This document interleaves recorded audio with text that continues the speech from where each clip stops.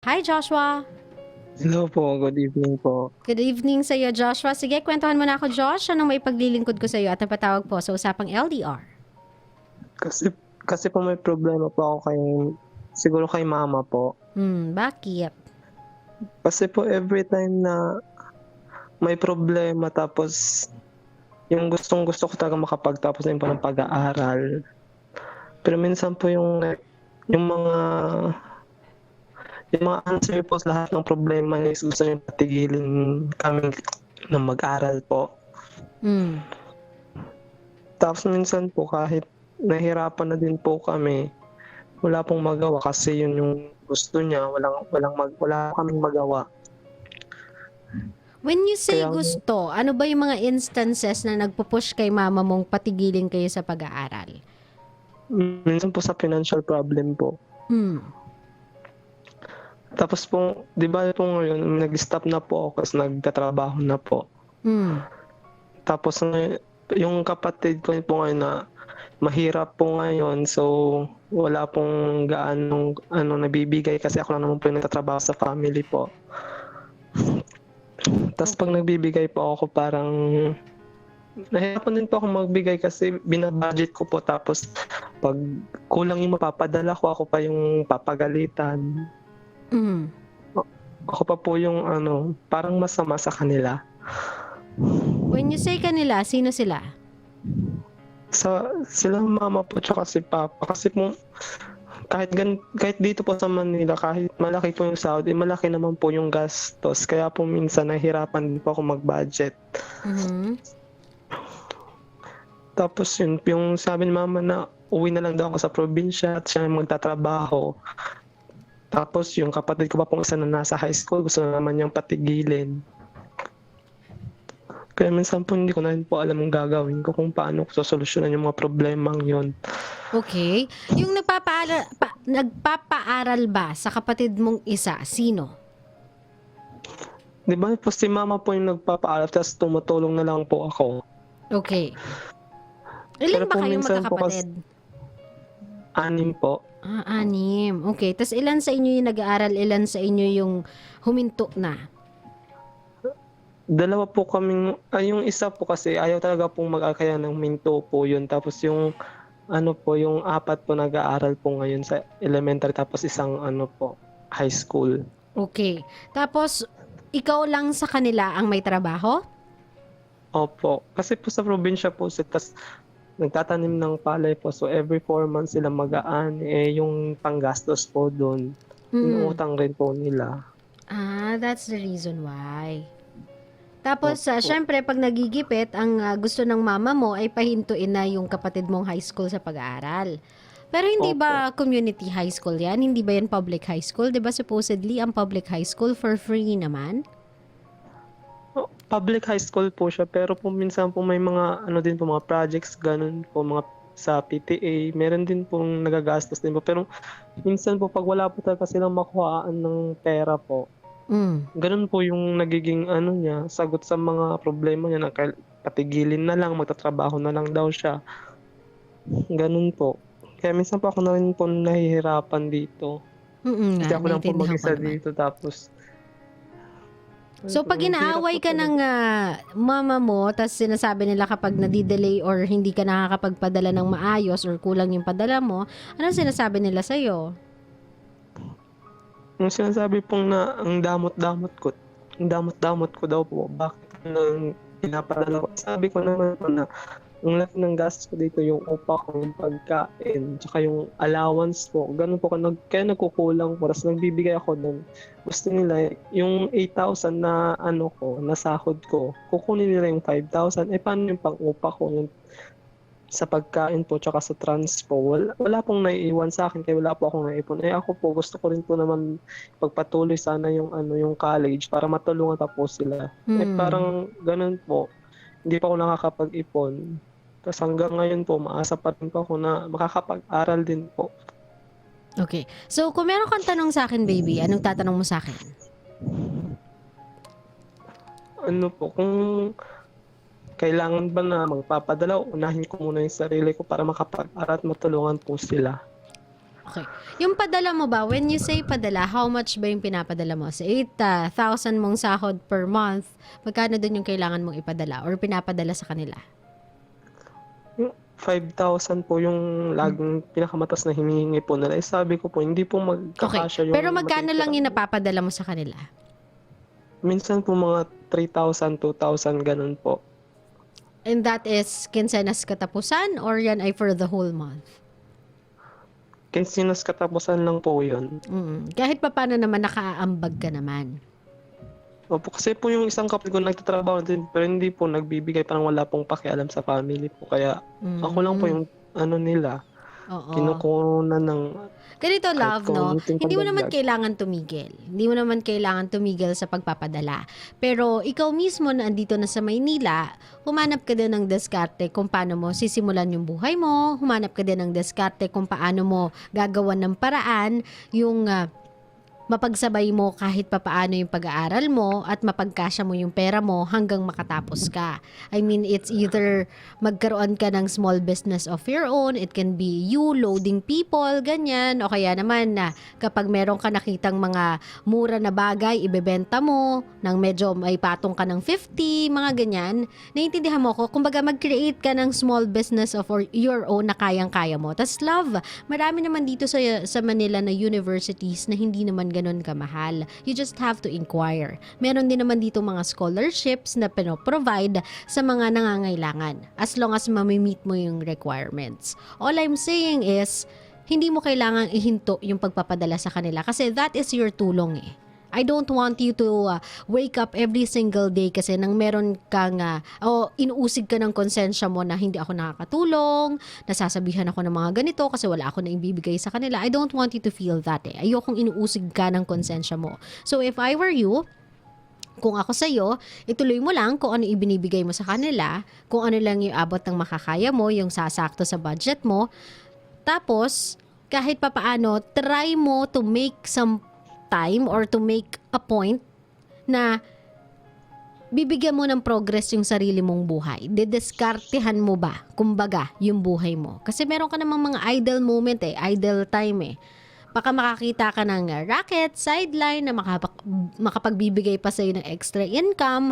Tapos kapag nakapag-save ka ng konti, pwede ka mag-enroll sa isang state university, mga ganon, so that may pagpatuloy mo yung pag-aaral mo, basta pagkakasyahin mo lang yung oras at yung pera mo at saka yung, syempre, iingatan mo din yung sarili mo along the way. You just have to keep yourself focused, love. The reason why I'm telling you this because if I have done it and I was, sabihin na natin, able to graduate with that same condition, you can too. Wala kang excuse not to. Kasi pareho lang tayo, Joshua eh. Ako lang din yung kauna-unahan at katangi-tangi sa magkakapatid na graduate ng kolehiyo. And I worked for it. I worked my way para makagraduate ako. And I am from a state university. I'm not saying na malaki na ako ngayon. I'm not saying na sobrang sarap na ng buhay ko ngayon. But at least, di ba?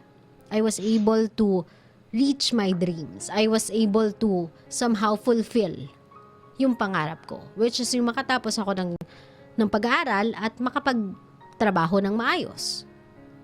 Kahit papano nakakatulong-tulong na rin ako sa pamilya ko. So if that is the goal, you just have to keep your eyes on the goal.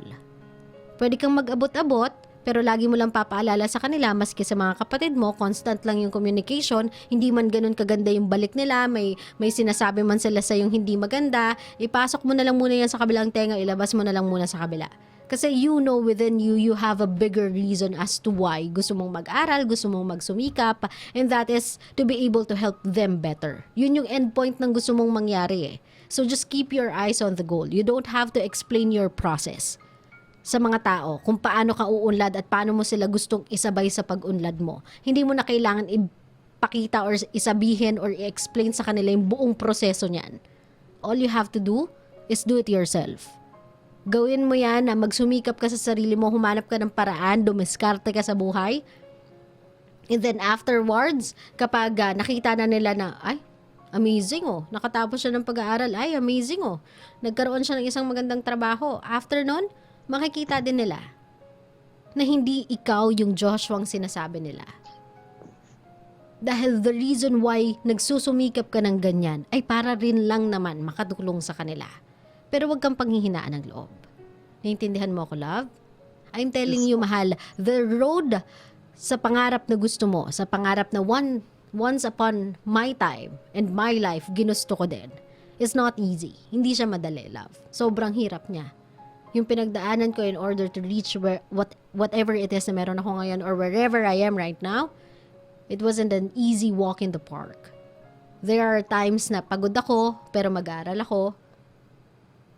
There are times na hindi ko nararanasang gumimik kasi alam ko wala siya sa budget ko. Pero yung mga bagay na yun, tinis ko lahat yun. Kasi I know na kapag nakatapos ako, I can have a lot of those. Kung gugustuhin ko. And I was right. You just have to keep your eyes on the goal and say no to distraction. Naintindihan mo ko, love? Huwag ka lang bibigay. Tandaan mo, kung nakaya ni Ate Lala, I'm sure kaya mo din. Kung ano yung pinagdaanan ko, it's worse than yours. Kasi mine, di 8K yung sahod ko. Kinsenas katapusan. I was a crew. So, hindi yan yung sahod ko. And I was working every single day. Every after my school, I work. Ganun ako. Every before my school, I work. Ganun ako. Hanggang makatapos ako ng pag-aaral. So you do that as well. Gawin mo din. One day, it will all pay off. Kumbaga, konting taon ng hirap, katumbas naman yun yung ginhawa sa buhay na gusto mo. You just have to be tough. Kailangan mo lang magpakatatag. At kailangan mo lang kahit papaano i-open yung communication mo at lawakan yung pang-intindi mo for all the words that you are about to hear. Kasi hindi sila lahat naiintindihan or maiintindihan yung mga bagay na kailangan mong gawin para ma-reach mo yung pangarap mo, nakasama naman sila. Naiintindihan? Yes. Ngayon, kung meron kang gustong sabihin sa pamilya mo back home, ano gusto mong sabihin sa kanila? Kay mama at kay papa at sa mga kapatid mo? Siguro po pag hindi po ako nakabibigay sa inyo, hindi naman po kalaking kasi yung sahod ko. Tsaka po may pangarap din naman po ako, pero kasama naman po kayo dun. Kaya sana po konting tiis lang. Tsaka sana maintindihan nyo rin po ako dito. Kasi kahit ganito lang ako, kaya ko naman pong tumulong, pero hindi po yung kalakihan. Pero sana po maintindihan nyo din po yung sitwasyon ko dito. Nag-iisa ako ngayon dito. So, siguro po intindihin nyo na lamang po ako kasi may mga pangarap din naman po ako. Yun lang po. Love, I'm sure hindi nila gusto or hindi nila ginusto na tanggalin kayo sa pag-aaral. If they had other choice in order to give your siblings and you yung necessities ninyo para mabuhay, if meron silang ibang choice, kukunin nila yung ibang option.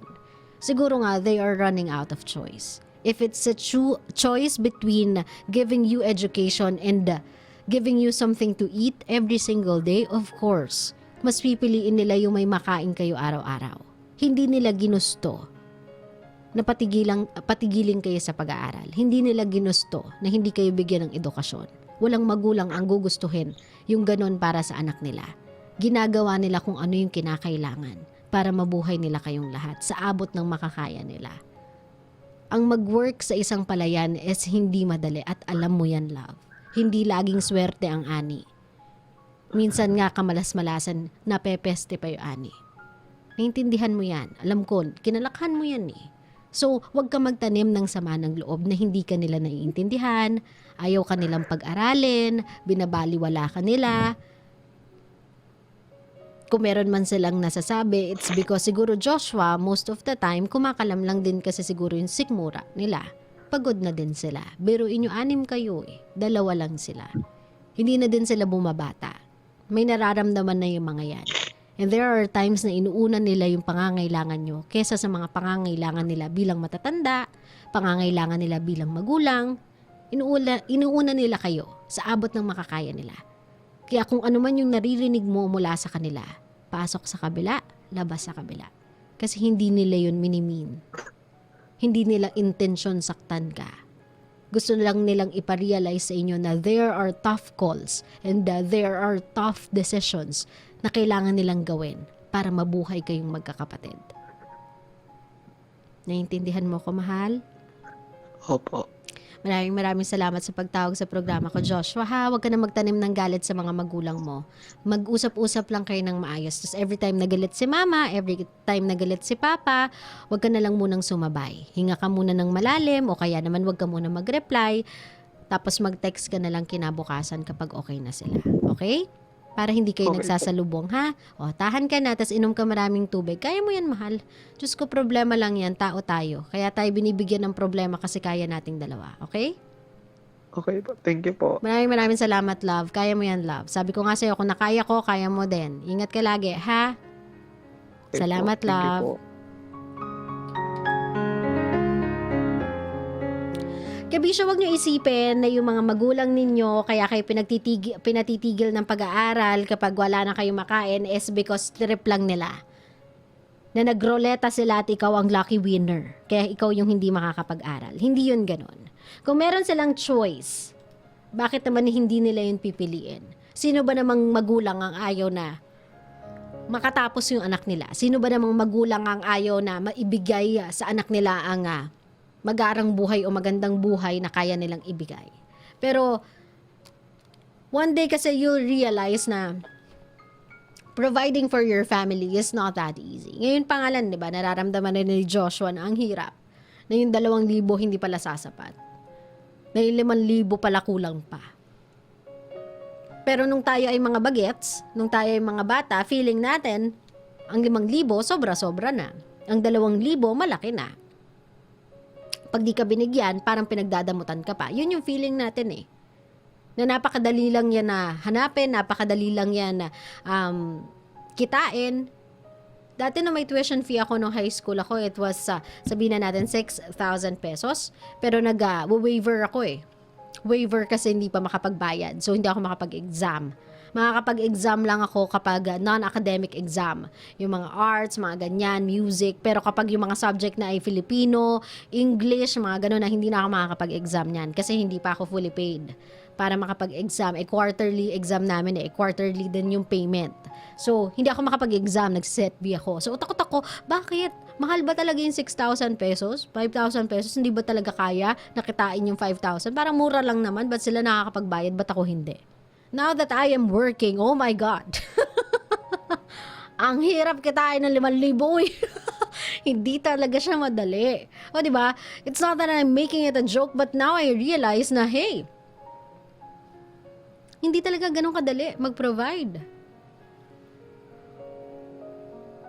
That's just for one person. Paano kung 3 kayong nag-aaral sabay-sabay? 'Di ba? Just imagine kung ang sahod mo ay 10,000 na, sabihin na natin na kinsenas katapusan, malaki na 'yun, 'di ba? 10,000 pesos. Imaginein mo kung sa loob ng span of time na 'yon, may mag-e-exam 3. Tas yung exam na 'yon ay worth 5,000 pesos. Hindi lugi ka pa, kulang ka pa ng 5,000 pesos. 'Di ba?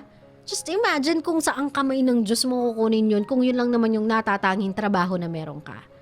So being a parent is not really that easy, kids. Kaya huwag kayong magtanim ng sama ng loob if they have to make certain decisions in life na hindi nila ginusto. Or meron silang kailangang gawing mga desisyon sa buhay na hindi pabor sa inyo. Dahil hindi naman yun yung gusto nila eh. Kung nahihirapan ka, nahihirapan din sila. Kung nalulungkot ka, mas nalulungkot sila. 'Di ba? Kaya isihan lang din natin. Hindi madaling maging magulang. And one day you'll realize na ganito pala yung feeling nila mama at papa before. I know I'm not yet there. I'm not yet sabihin na natin a parent for me to feel this way, but somehow kasi I do feel yung heavy or yung bigat ng responsibilities of someone that has to earn for specific reasons. So sa mga kabisyo natin, lalong-lalo na po sa mga kids, lalong-lalo na yung mga bata po na merong capabilities and opportunities na makapag-aral, na walang kaproble-problema, nang hindi nyo na kailangan magtrabaho, nang hindi nyo na kailangan magbanikluhod sa mga magulang nyo, pag-aralin lang kayo, bigyan lang kayo ng pagkakataong pumasok sa high school kahit walang baon. Pangalagaan ninyo yung oportunidad na meron kayo. It was supposed to be a right for every child na makapag-aral, a right to education. But because of the sabihin na natin, type of living dito sa Pilipinas, and we know naman na hindi lahat ng tao capable or hindi lahat ng parents capable pag-aralin yung mga anak nila, it becomes an opportunity na lang. Opportunity for kids to study. For some kids to study. Kaya kung kayo ay isa doon sa mga maswerte na kahit papaano ay nakakapag-aral, kahit masabihin na natin yung mga kaklase mo ang baon ay 100, ikaw ay 50, magpasalamat ka na. At kapag nakapasok ka sa paaralan, unahin mo yung pag-aaral kaysa yung magjowa ka ng magjowa. O diba? Kaysa yung ibinibili mo yung mga baon ninyo sa school ng pagre-regalo sa mga jowa ninyo, itabi nyo na lang for rainy seasons. Kasi yung 20-20 ninyo, makakatulong yan sa mga magulang ninyo. Pambawas din yan sa gagastusin nyo. Diba? Medyo tayo, habang maikli ang kumot, matutong, mamaluktot.